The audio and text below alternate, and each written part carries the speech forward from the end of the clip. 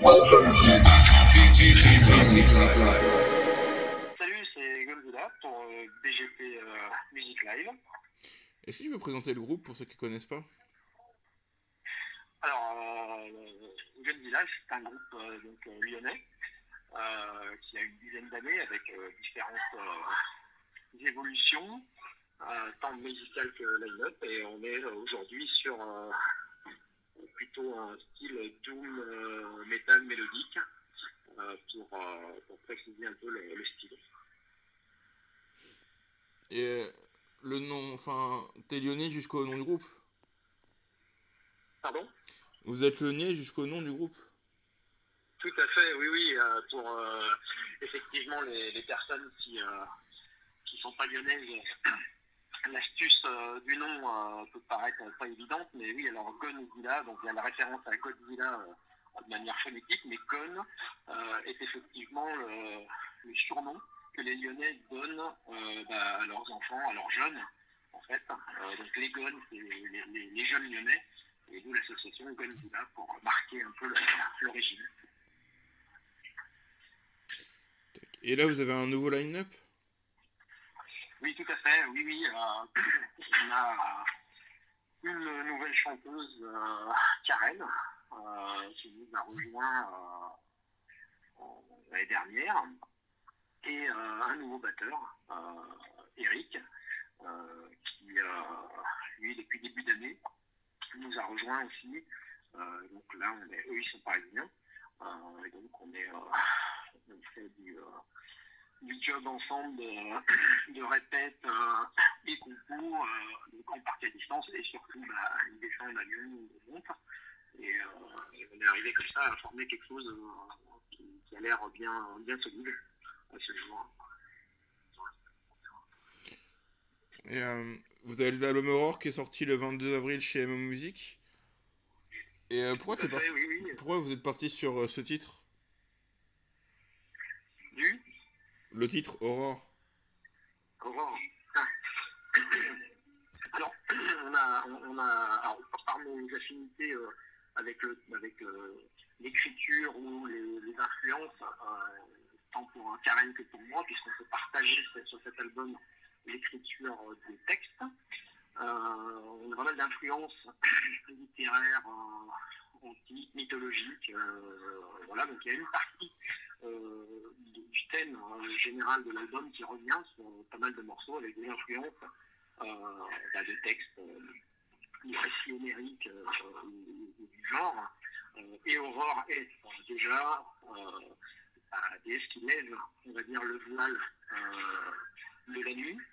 Donc il y a cette référence. Il y a aussi une référence, moi, qui m'est chère dans ma lecture, qui est un ouvrage de Nietzsche.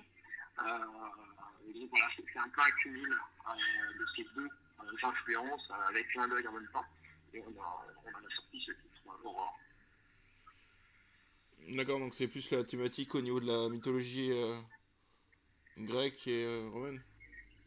Oui, voilà, on est plutôt sur une thématique récurrente de mythes. Alors, grec, pour une bonne partie, parce qu'on y trouve beaucoup d'influences, beaucoup d'allégories, et quelque part aussi même transposables forcément. Dans ces récits, il y a une vie actuelle tout en étant une poésie. Mais les mythes en tout genre aussi. Il y a aussi potentiellement une influence de mythes bretons ou autres. Et voilà, c'est effectivement un concept avant tout d'album avec une thématique mythologique, en tout cas sur la partie métaphorique, même si on essaye d'avoir un texte qui peut être interprété pour notre vie quotidienne d'aujourd'hui. Okay. Et comment s'est passée la composition? Alors la composition, sur la partie vraiment musicale, c'était déjà en route comme ça avant, de manière empirique, c'est moi qui faisais la partie compo, et donc là, pour cet album, l'écriture m'était confiée totalement. Donc j'ai réalisé ça depuis, on a eu un changement de line-up, avec des choses qui ne décollaient pas forcément bien sur certains morceaux, ce qui a fait en outre qu'on a fait appel à Karen pour remettre de l'énergie dedans. Donc l'écriture, elle a démarré il y a bien 3-4 ans pour moi. Donc ça paraît long, mais oui, il y a eu beaucoup de maturation là-dessus. Et moi, j'écris un peu, je dirais, en mode soit ça arrive comme ça parce que j'ai envie à ce moment-là, parce que j'en ai besoin, soit des fois, je me mets au travail, tout simplement. Ça paraît bête, mais c'est comme ça que ça vient, devant l'ordinateur, avec la guitare, avec des parties de batterie, pour pouvoir assembler et proposer. Par contre, après, les morceaux qu'on vote effectivement collectivement en disant ouais, ça c'est bien, là il faudra faire tout ça. Mais oui, j'ai eu la charge moi, de la composition complète, et c'était un travail de longue haleine avec un accouchement donc quasiment à la queue. Et il y a pas mal d'influences orientales sur cet album. Ah. C'est vrai que j'ai un fort attachement. À l'Orient, au Moyen-Orient, tant par la culture que par la musique, effectivement. Et il se trouve que j'y glisse, ou j'y ai glissé, certaines choses qui peuvent sauter aux oreilles, d'autres un peu plus des fois mélangées dans une harmonie métal, effectivement. Et il se trouve que Karen avait aussi, elle, ses envies ou cette culture, de par aussi son chant, elle a une formation dans le chant lyrique, plutôt. Et ça a bien matché avec cette envie commune de voir ces passages. Et je te remercie de le souligner, effectivement. Et vous avez comment, c'est quoi, c'est des textes en breton parfois? Non. Alors non. Non, il y a une... pas du tout. Malheureusement, alors moi j'ai des origines pour moitié de Bretagne. Alors j'ai plutôt essayé de glisser sur un morceau des références à des mythes bretons, sur le dernier morceau qui s'appelle Autre Monde. Mais malheureusement, je n'ai pas la capacité d'écrire en breton. Peut-être un jour ça viendra pour un clin d'œil. J'en ai pas la connaissance. Il y a un titre par contre qui s'appelle Enaï, qui est plutôt une référence à du grec. D'accord. Ce que j'aime pas trop dans le mix là de votre album, c'est que vous avez les voix qui sont un peu dans le voile des fois, qu'on distingue assez mal les textes. Sur le mix, Sur le mix, ouais, enfin à l'écoute. Au niveau du chant, des fois on comprend pas trop ce qui se passe. Au niveau des textes. sur les voix, les hommes, femmes, Plutôt homme, ouais. l'une que l'autre, plutôt Oh, femmes. homme, femme, les deux un peu. Des fois on comprend pas trop ce qui se passe. Alors, oui, alors oui, je pourrais avoir des exemples sous la main. Nous, effectivement, il y a un choix peut-être de fondre un peu ça du mix pour avoir par moment des parties de ping-pong plutôt belle et la bête, ce genre de choses, et garder toujours un lead instrumental. Oui, il y a un choix, donc peut-être les fondre, c'est peut-être au niveau choix artistique, c'est peut-être pas forcément à tout le monde. Voilà, c'est plutôt un choix, oui, d'avoir quelque chose de fondu et pas trop en avant pour pas. On n'est pas sur du gaz, évidemment, hein, parce que ça serait beaucoup plus en arrière, mais chercher à pas pouvoir faire cet aspect qui pourrait être plus variété française, entre guillemets, quand on a des textes en français franc, d'essayer un peu de mixer linéairement. Parce que là, la lourdeur, là, vient plutôt des voix et de la batterie. Et t'as les guitares Oui. qui font un travail un peu d'harmonique. Un peu Oui. plus clair, quoi. Oui, on est plutôt sur un travail. Il y a aussi des couches quand même de samples un sample clavier, peu importe. On va englober ça sous le terme de sample, mais ce sont des claviers qui sont joués aussi à un moment donné. Donc on a effectivement un ensemble harmonique qui est assez dense, je pense, et avec selon les morceaux. Alors il y a des morceaux où on a fait le choix, comme Le Marcheur de rêve par exemple, d'avoir des voix qui sont beaucoup plus en avant et beaucoup plus seules, et d'autres effectivement où il y a un univers sonore qui est et instrumental qui est beaucoup plus dense. Donc, je pense qu'il y a un peu de tout quelque part. On n'a pas forcément c'est notre choix aussi, hein, c'est d'avoir une patte, on va dire, et une production qu'on peut potentiellement, je pense, reprocher pas dans la norme, mais une production avec un son qui nous est propre, effectivement. Plutôt des harmonies et des ensembles instrumentaux assez denses par moment pour soutenir les voix. Ouais, on voit quand même la patte artistique, quoi. Pardon ? On voit quand même la patte artistique du groupe. Oui, je pense que sur la patte artistique, on a quand même une différence. C'est toujours très subjectif, évidemment, mais je pense qu'au moins on peut reconnaître Gun Villain parmi d'autres groupes. Alors, c'est un avantage ou un défaut, ça c'est au choix de chacun, hein, puisque la production et l'industrie de la production musicale est quand même, pour certains styles ou sous-styles, relativement uniformisée. C'est vrai qu'on a choisi avec des influences qui sont peut-être un peu plus 90 sur nos choix un peu du même dans nos écoutes, hein, plutôt que des choses très très modernes, effectivement. Donc il y a une patte, je pense, sans que ça soit, on va pas avoir les chiffres qui vont, parce que c'est pas le cas, hein, mais c'est au moins se dire, au moins on a réussi je pense, une différenciation. Et ça se passe comment au niveau du duo de voix, la répartition?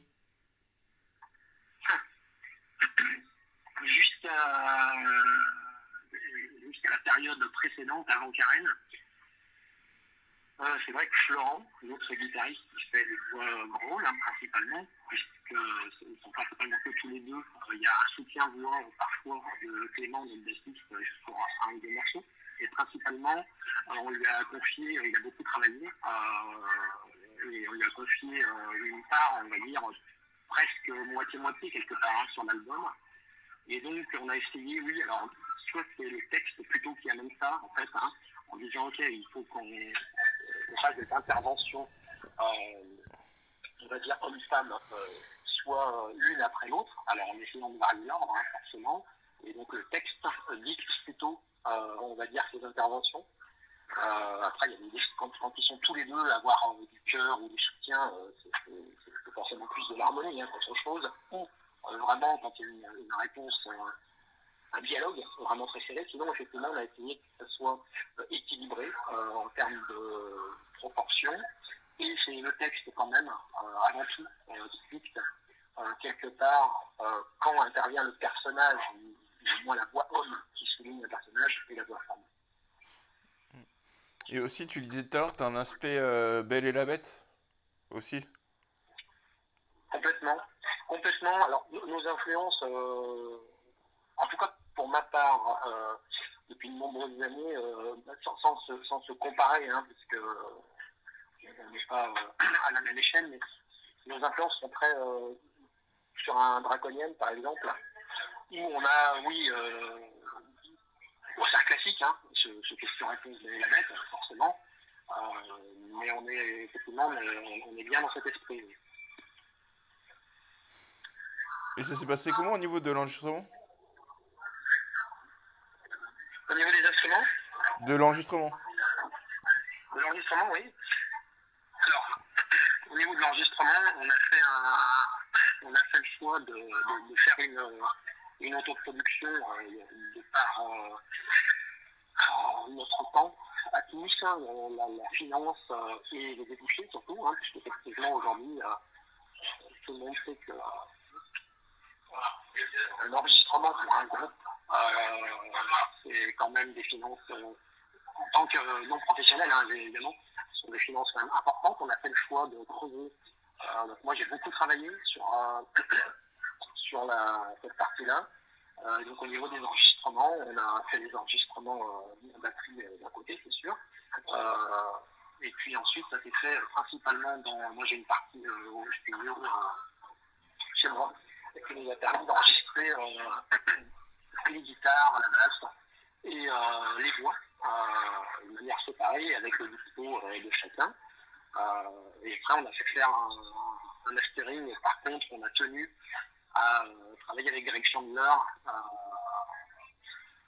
en Angleterre pour pouvoir avoir ce lissage au niveau du mastering qui respecte notre patte, mais qui lui donne un côté plus propre, plus lissé et professionnel que le faire faire soit nous-mêmes, c'était pas un choix, ou localement avec des gens qu'on connaissait qui étaient plus des prods très modernes. Donc voilà, on a fait ce choix-là pour finaliser la chose. D'accord. Et tu veux me parler du parti pris au niveau du mix et du mastering? Parce que des fois, c'est quasiment trop propre pour du Doom.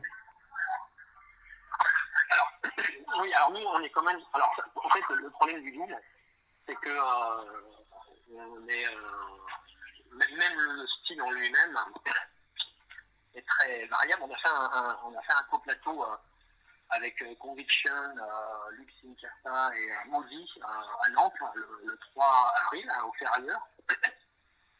Et là, entre 4 groupes, on avait quand même 4 façons d'appréhender le son Doom différentes, quelque part. Effectivement, si on prend des groupes de référence des années 90 ou draconiennes ou des choses mélodiques ou des choses de son, etc., les sons sont relativement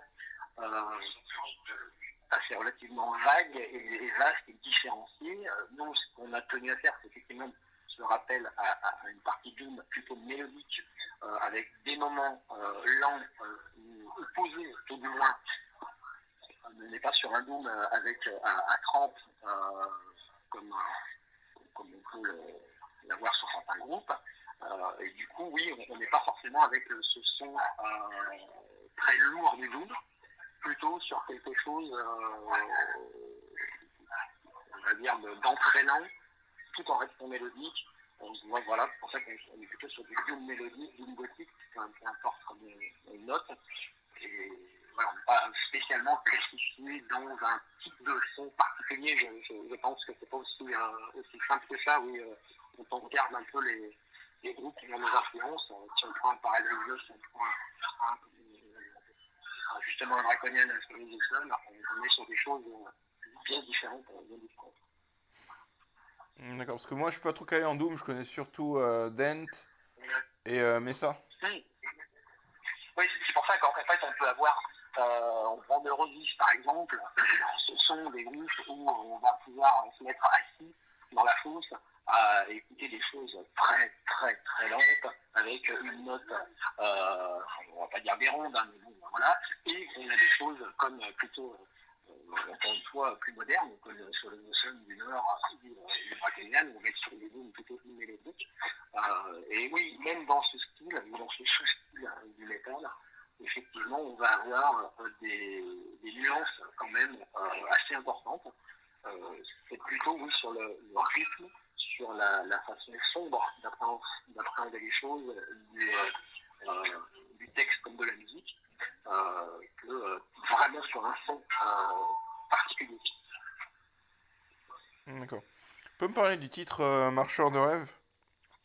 Oui. Marcheur de rêve. Alors j'ai eu le terme musical, moi j'ai eu envie de composer quelque chose qui coupe un petit peu l'album. Pas un guitare-voix parce qu'on n'est pas sur c'est pas non plus un groupe acoustique. Il y a un album acoustique avec sûrement une guitare-voix, mais mettre la voix effectivement en avant avec quelque chose de relativement posé, puis quelque chose de plus lourd qui arrive avec une guitare qui change de feu. Et au niveau du thème, alors là c'est quelque chose, le marcheur de rêve, qui est totalement issu de mes lectures, qui sont notamment toute la saga de l'épée de vérité, chez qui connaîtraient, qui a été traduit et édité chez Bragelonne en France, on peut trouver chez nous en 14 volumes. Et dedans, donc, le marcheur de rêve est un personnage d'un empereur qui s'appelle Jack Wang, qui est quelque part un magicien qui est capable de s'installer dans les rêves pour maîtriser les personnes. Donc ça, c'est la pure fiction et influence, et en même temps, dedans, en essayant toujours de laisser des choses où ça peut être aussi la mainmise d'une personne sur un manipulateur, on peut appeler ça comme on veut, sur les femmes peuvent subir ça sur les pervers narcissiques ou autre, peu importe, la faculté de quelqu'un de pouvoir maîtriser par la pensée ou par le psychique quelqu'un comme sa volonté. Voilà. D'accord, donc tu as quand même des influences de la littérature, à la fois aussi mythologiques, sur l'album. Oui, alors beaucoup d'influences pour ma part en tout cas, mais pour Karen, je peux parler en son nom pour Karen dans son écriture beaucoup aussi, mais effectivement, beaucoup d'influences de littérature, qu'elle soit de fantasy ou de littérature plus, moi je peux avoir sur la façon d'écrire de l'influence Victor Hugo. Je ne parle pas dans les qualités, attention, j'en suis pas à la comparaison, mais je veux dire de par ses lectures, ou de Baudelaire, voilà, il y a beaucoup de lectures comme ça qui m'ont marqué, moi en tout cas, et c'est un mélange de ça, de différentes influences, de fiction aussi, forcément, et de philosophie, parce que moi j'ai beaucoup de lectures, voilà, de philosophie sur plutôt l'appréhension de l'être humain, quelque part, tout simplement, c'est pas plus compliqué que ça. On en revient à peu près tous à pouvoir écrire sur nos déboires intérieurs ou les relations des fois complexes entre les hommes. Ok. Et peut me parler de la cover de l'album? La cover de l'album, c'est un tableau effectivement qui est purement, alors là pour le coup c'est dans le reflet dans l'eau, c'est Narcisse, et à côté Régis qui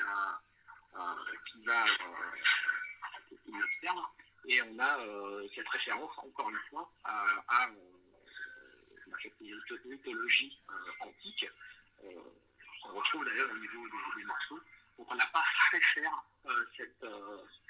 cette illustration parce qu'on n'a pas trouvé forcément, voilà, au jour d'aujourd'hui, quelqu'un on n'a pas eu le temps, on n'a pas, comme sur l'autre album qu'on avait fait avant, on avait confié ça à une illustratrice.